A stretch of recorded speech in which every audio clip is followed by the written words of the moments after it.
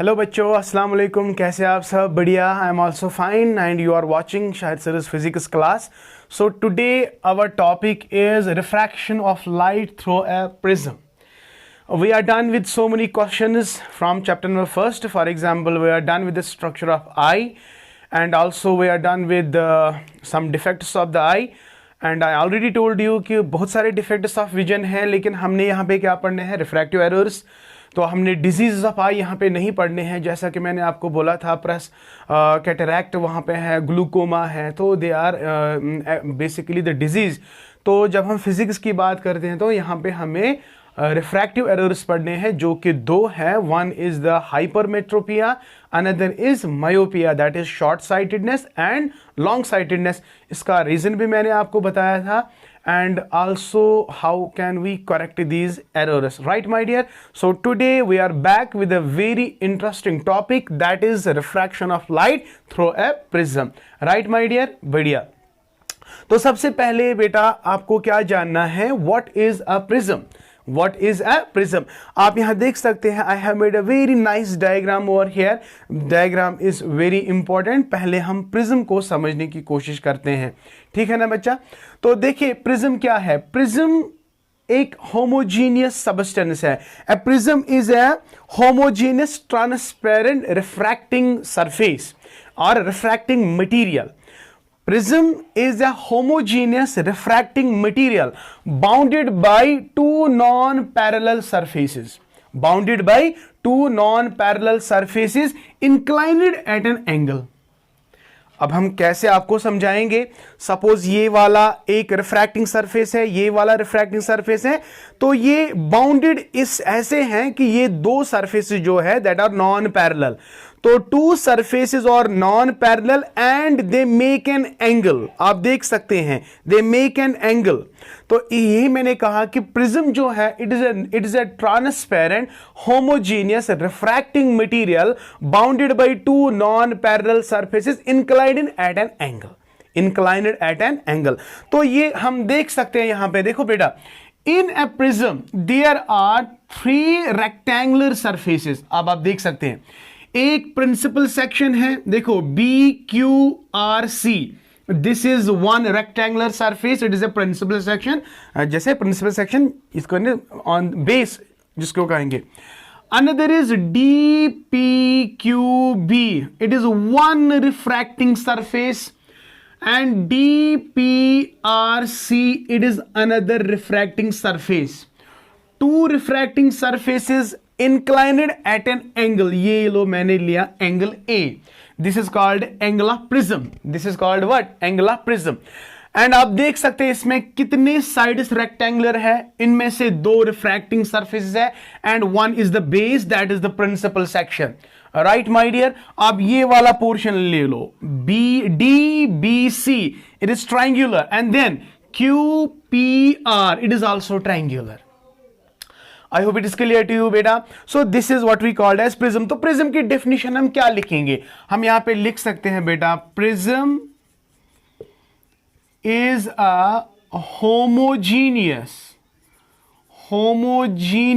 transparent material bounded by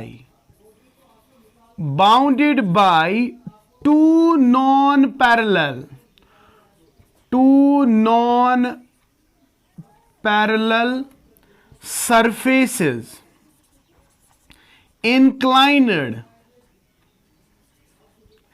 inclined at some angle. Yes my dear. So you have to remember this definition. What is prism my dear? Now shabash. Prism is a homogeneous transparent material bounded by two non-parallel surfaces inclined at some angle. The diagram you can easily see the figure. ठीक है ना बेटा? So this is what we called as what? Prism. So we are going to explain you, I'm going to explain you refraction of the light through a prism. ऐसा ही question हमने chapter number first में किया था, that is refraction through a glass slab. Glass slab is a rectangular, right my dear. तो वहां पे हमने प्रूव किया था sine I is equal to sine R. यहां पे भी हमने कुछ प्रूव करना है, अभी हम आपको बताएंगे। तो चलते हैं बेटा, refraction of light through a prism here. तो I hope this much is clear to you. Prism की डेफिनेशन होगी। चले बेटा, अब हम दूसरी डायग्राम को बनाते हैं और सीखते हैं कि किस तरह refraction occurs from where, from the prism, यानी प्रिज्म से रिफ्रैक्शन कैसे होती है। तो you don't have to take the all sections of the prism now. अब हम एक सेक्शन लेंगे, ठीक है ना, हम एक सेक्शन लेंगे। देखिए डायग्राम जब भी आप फिगर बनाओगे ना बेटा, तो बड़ी फिगर बनानी है, छोटी फिगर बनाने से फिर कंफ्यूजन हो जाता है, ठीक है ना बेटा। तो देखिए हमारा टॉपिक अब क्या है, प्रिज्म। आपने सीखा कि प्रिज्म क्या है, ठीक है। अब आपको क्या समझना बेटा, refraction of light through a prism. Very good. तो देखते हैं, I will take the prism like this. मान लीजिएगा it is D B C, तो ये इसका एंगल है, that is angle of prism A. Okay, तो लिया आपने। मान लीजिएगा कि ये इंसिडेंट लाइट है फ्रॉम रियर। आपको पता है when light travels from rarer medium to denser medium. अब ये क्या है, it is air, it is the rarer medium. Now where it has to go into the glass, into the prism. What is prism? Prism is denser medium. I hope it is clear to you. So rear medium से जाके light अब कहां जाएगी, denser medium. So it will bend towards the normal, right my dear. तो पहले आप normal draw, देखो बहुत सारे बच्चे क्या करते हैं, normal ऐसे डालते हैं। तो क्या ये 90 डिग्री एंगल है, ये 90 डिग्री एंगल, ये गलती कभी मत करना बेटा। तो normal कैसे ड्रा करना है, normal is 90 degree angle, isn't it? So यहां पे आप देख सकते हैं ये, yes, this is normal. I hope it is clear to you. Suppose this is P and ये मान लीजिएगा, ये एक मिनट, कैमरा को सेट करते हैं पहले। ओके बेटा, तो मान लीजिएगा this is P Q. PQ is the incident रे, और अब ये इसके साथ कौन सा एंगल बनाएगा बेटा, शाबाश, angle I। Suppose this is N1, this is N1, और you can also have this N1, ऐसे लिखेंगे N1। Now rarer to denser, तो like this it will show refraction like this, थोड़ा बेंट हो जाएगा। Now it is in the prism. Now this ray is now what, this ray is now incident ray inside the prism and it will come out. This is called emergent रे। Suppose this emergent रे I will denote it like LM। LM is the, यहां पे point लिख सकते हैं, यहां पे LM। LM is the emergent ray. So again what we have to draw, normal like this. Very good. Normal. I hope it is clear to you beta. So this is normal. So this will make an angle, suppose R1, and here it is R2, and here it is angle of E, angle of emergence. बेटा please make sure कि आपकी diagram जो है वो बिल्कुल मतलब अच्छी होनी चाहिए, अंडरस्टैंडेबल होनी चाहिए, कंजस्टेड नहीं होनी चाहिए, फिर बाद में आपको गड़बड़ हो जाएगा। ठीक है ना मेरा बेटा। तो देखिए फिर से हम समझाने की कोशिश करते हैं। आपने एक प्रिज्म लिया जिसका एंगल ए है, तो DBC is the prism having an angle A. फिर आपने क्या किया, PQ is the incident ray, incident ray, right my dear. तो इंसिडेंट रे अब रियरर मीडियम से कहां जा रही है, डेंसर मीडियम में, तो it will go towards the normal. तो ये नॉर्मल, अब ये इनसाइड द प्रिज्म है, कौन सी रे, QL is now incident ray inside the angle. अब ये डेंसर से कहां जाएगी, डेंसर से रियरर मीडियम में जाएगी, तो it will go away from the normal. तो यहां पे मैंने नॉर्मल ड्रा किया, तो इट इज N1, तो ये N2 हम लिखेंगे, no issue my dear. I hope it is clear to you. तो देखिए बेटा, अब थोड़ा कंस्ट्रक्शन करते हैं। इंसिडेंट रे को थोड़ा हम एक्सटेंड करते हैं लाइक दिस। तो रे, अब ये रे जो है ये कितना डिवेट हो गई, तो इसको नॉर्मल जाना था लेकिन प्रिज्म ने इसको डिवेट किया। कितना डिवेट किया इसको चेक करेंगे। तो इसको भी हम थोड़ा, यस, तो यहां पे एक एंगल बनता है जिसका नाम है एंगल ऑफ डिविएशन। ये मैंने डेल्टा से, यहां बहुत सारी बुक्स लिखते हैं डी, ओके माय डियर, तो यहां पे मैंने डेल्टा लिखा। तो what is delta? It is the angle of deviation. It is what? Angle of deviation. Wait a minute बेटा, जब हमने गिलास स्लैब में रिफ्रैक्शन देखी थी, इंसिडेंट रे, रिफ्रैक्टेड रे, इमर्जेंट रे, यहां पे एंगल आई बना, यहां पे एंगल ई बना। तो हमने क्या करना था? हमने चेक करना था कि साइन आई, अब याद रखो बेटा, साइन आई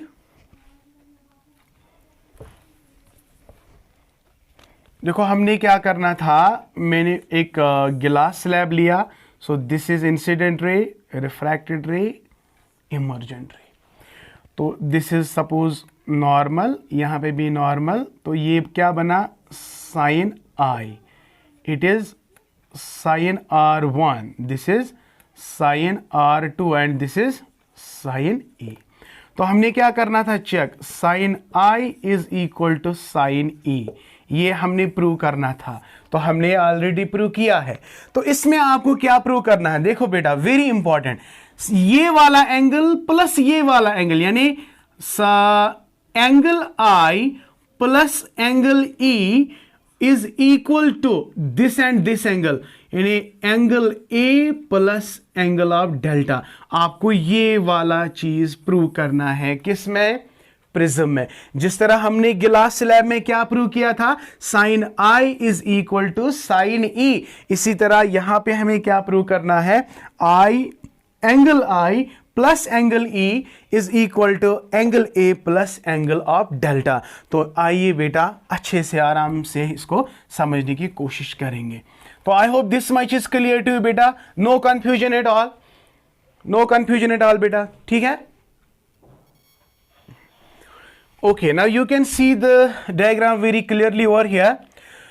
हाँ, अब हमें डिराइव करनी है कि sign angle I plus angle ई ये किसके बराबर आना चाहिए? Angle A plus angle of delta. देखते हैं बेटा, गौर से देखिए, हम ट्रायंगल को लेंगे क्यू ए एल।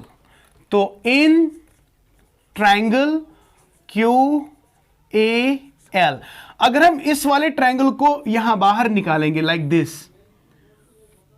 तो ये ऐसे बनता है ना बेटा। यहां पे A है, यहां पे Q है और यहां पे L है। बेटा आप गौर से देखिए, बिल्कुल इजी होने वाला है। तो ये वाला angle, it is delta, exterior angle, it is equal to the sum of these two angles. ये तो एक प्रॉपर्टी है ट्रायंगल की। तो हम क्या लिखेंगे? डेल्टा एंगल जो है that will be equal to sum of. अब देखिए, ये वाला एंगल इस वाले एंगल के बराबर है, लेकिन इसमें R1 है, तो ये क्या बनेगा? I minus R1। शाबाश, I माइनस R1। इसी तरह अगर ये एंगल E है, ये इसके बराबर है, लेकिन इसमें एक पोर्शन R2 है, तो क्या बनेगा? E minus R2। Very good. तो ये डेल्टा एंगल किसके बराबर है? सम ऑफ दीज टू एंगल्स, यानी I माइनस R1, शाबाश, plus E minus R2, very good. Or you can also write delta will be equal to I plus E minus R1 plus R2। इसको arrange करना है, तो मान लीजिएगा ये equation number first है। आई होप इट इज क्लियर। तो this is equation number 1। अब देखिए, गौर से देखिए आप बेटा, अब हम इसमें से एक क्वाड्रिलेटरल निकालेंगे। देखो डी क्यू एन एल, हाँ, इन क्वाड्रिलेटरल डी, ये वाला क्यू, शाबाश, एन एल, एन एल। यहां पे ये दो जो नॉर्मल रेज जो यहां पे ये मिल रहे हैं, तो सपोज इसका एंगल थीटा बन रहा है, ठीक है? मान लीजिए, देखो आराम से आप देख लीजिएगा, कोऑर्डिनेटर हमारे पास क्या है, Q D N L, very good. अब देखिए the sum of the angles of a quadrilateral is equal to 360। अब देखिए angle A plus this angle plus this angle plus this angle, अब ये यहां पे नॉर्मल है ना, ये वाला एंगल 90 बनेगा, यहां पे नॉर्मल है तो ये वाला भी एंगल 90 बनेगा, and this is theta and here it is A. तो हम क्या लिखेंगे, एंगल ए प्लस ये वाला Q angle, angle Q plus angle N plus angle L is equal to 360। Very good. तो angle A plus angle Q plus angle N, what is angle, sorry angle Q जो है यहां पे, angle Q it is 90 degree, 90 plus angle N, आप इसको theta रखो, plus angle L भी क्या है 90 डिग्री, शाबाश, दैट इज 360। तो बचा क्या, angle A plus angle theta plus 90 plus 90 it is 180, that will be equal to 360। तो angle A plus angle of theta is equal to 360, को ये यहां आएगा तो माइनस बनेगा, तो that is 180। Okay my dear, तो let us take this equation as equation number 2। I hope it is clear to you मेरा बेटा। हाँ बेटा, यहां तक क्लियर है। तो देखो फिर से हम आपको बताएंगे, हमने पहले कौन सा ट्रायंगल लिया, ए क्यू एल या क्यू ए एल, ये एक्सटीरियर एंगल जो है theta it is equal to the sum of the opposite angles, this angle and this angle. अब ये वाला एंगल क्या है, अगर ये आई है, ये सारा आर है ना, अब ये आर किसके बराबर है, इसमें आर काट करो, आई माइनस आर वन, ये वाला ई है तो ये बनेगा इसका ई माइनस आर टू। तो यहां पे आपने क्या लिखा, delta is equal to I minus R one plus E minus R two, इसको अरेंज करो तो डेल्टा आएगा I plus E minus R one plus R two. Let us take this equation number first. फिर हमने एक quadrilateral लिया, D Q N L लिया आपने, तो सम ऑफ एंगल्स किसके बराबर है 36, तो अपने एंगल ए वहीं पे रहेगा, angle Q is 90 degree, angle N मैंने एंगल क्यू के थीटा के बराबर रखा, एंगल एन 90 के बराबर रखा, दैट इज 360। फिर angle A plus angle theta plus 90 plus 90 is 180, that is equal to 360। फिर angle A plus angle theta is equal to 180, तो इसका नाम रखेंगे इक्वेशन नंबर 2। अब बस वी आर वेरी नियर। अब चलते बेटा और एक ट्रायंगल लेंगे, इन ट्रायंगल देखिए Q N L, very good, Q N L, इसमें भी सम ऑफ एंगल्स प्रॉपर्टी लेंगे, this angle plus this angle plus this angle that is equal to 80, 180। ये वाला एंगल क्या है, it is angle R1 plus angle theta plus angle R2 is equal to 180, 180। तो मान लीजिएगा इट इज इक्वेशन नंबर 3। देखिए बेटा, इक्वेशन नंबर 2 और इक्वेशन नंबर 3 को आप कंपेयर करो, यहां भी 180 है, यहां भी 180 है, तो what we will do, we will compare this 180 and 180, angle of theta, complete my dear. तो यहां पे अब बचा क्या, angle of A will be equal to angle R1 plus angle R2, R1 plus R2, तो मान लीजिएगा this is equation number 4, this is equation number 4। अब आपका एंगल ए किसके बराबर रहा, angle R1 plus angle R2।